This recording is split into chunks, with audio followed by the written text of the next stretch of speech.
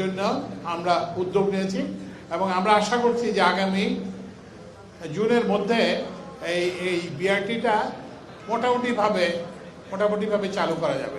BRT যখন হবে এইটা একটু তুলনামূলকভাবে ব্যয়বহুল হবে, এই জন্য আমরা সাধারণ যাত্রীদের কথা মাথায় রেখে স্বল্প ব্যয়ে আমরা আজকে এই যে কমিউটার সার্ভিসটি চালু করেছি এবং আমরা আগামী 26শে মার্চ স্বাধীনতা দিবসে ইনশাআল্লাহ ঢাকা নরসিংদী আরেকটি কমিউটার সার্ভিস এবং নারায়ণগঞ্জ ঢাকা নারায়ণগঞ্জ এই দুটি কমিউটার সার্ভিস চালু করবো ইনশাআল্লাহ।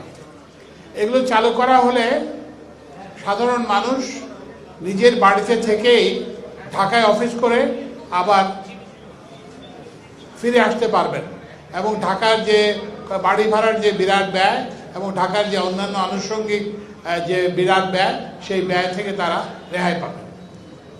অন্তর্বর্তীকালীন সরকারের যে উন্নয়নের লক্ষ্য এবং এই জুলাই আগস্টের আন্দোলনে যারা শহীদ হয়েছেন, যারা অংশগ্রহণ করেছেন, তাদের সবারই প্রত্যাশা ছিল যে মানুষের জন্য উন্নয়ন হবে।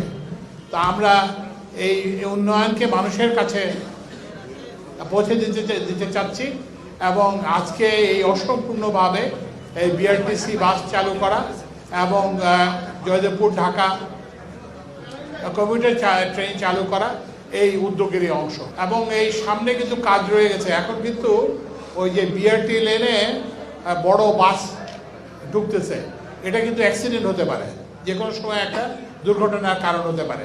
তো ওই জন্য আপাতত শুধুমাত্র বিআরটিসি বাস এবং ছোট যানবাহন, প্রাইভেট কার ইত্যাদি ওই লেনে ব্যবহার করা যাবে। তো এই জন্য আপনারা সাইনবোর্ড টাঙিয়ে দেবেন, প্রয়োজন হলে একটা পুলিশ ক্যামেরা বসাবেন, যাতে করে যারা এই নিয়ম মানবেন না তাদেরকে আপনারা বিরত রাখতে পারেন। আপনি যে দুর্নীতির কথা বললেন, এটা তো সব উন্নয়ন প্রকল্পকে নিয়ে হয়েছে, এটা কিন্তু বিআরটি প্রকল্প একমাত্র নয়। তবে যেটা আসার কথা সেটা হচ্ছে যে অন্তর্বর্তীকালীন সরকার আসার পরে এখানে কোনো দুর্নীতি হয় নাই এবং এখানে কোনো দুর্নীতির সুযোগ আমরা রাখবো না। আর আগেরগুলো খতিয়ে দেখার ব্যাপারে যে একটা হচ্ছে যে দীর্ঘসূত্রিতার জন্য আমরা যারা প্রকল্প পরিচালক আছেন এবং ছিলেন তাদের সবাইকে আমরা বদলে দিয়ে আমরা নতুন প্রকল্প পরিচালক নিয়োগ দিয়েছি। আর দুর্নীতির ব্যাপারে